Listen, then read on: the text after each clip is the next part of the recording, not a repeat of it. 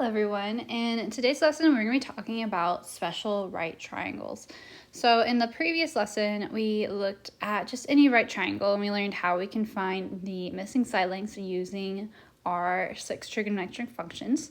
Today we're going to be looking at some special triangles. In particular, we're going to be looking at a 30, 60, 90 triangle, which we see as the first triangle up right here, and a 45, 45, 90 triangle, which is this bottom one.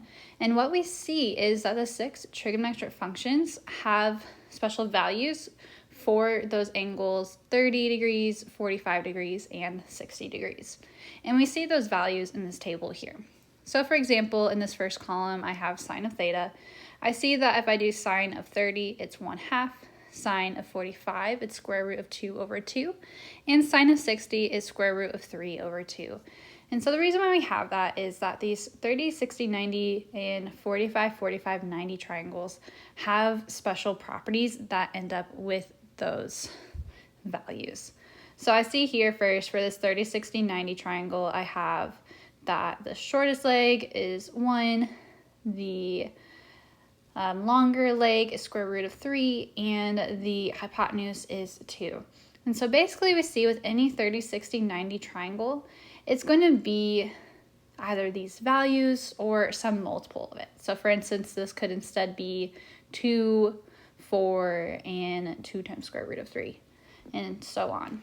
And so I see, for example, for sine of 30, I know that sine is opposite over hypotenuse. So in reference to the 30-degree angle, I see that my opposite side is 1 and my hypotenuse is 2. And so sine of 30 would be opposite over hypotenuse, which is 1/2, which is what we see in the table here.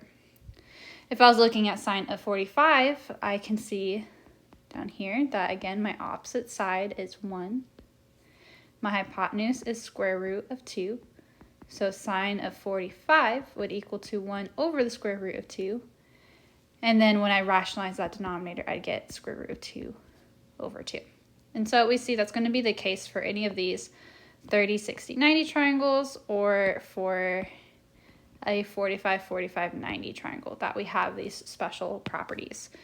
And from what we've learned before, we can find the rest of the values just from those sides. So we can easily find sine, cosine, and tangent. And then we see that cosecant is just the reciprocal of sine. So 2 is the reciprocal of 1/2.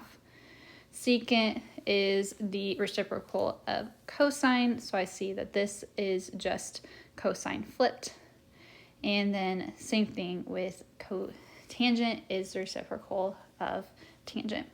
And so in the next video, we're going to be looking at using this table to find an unknown side.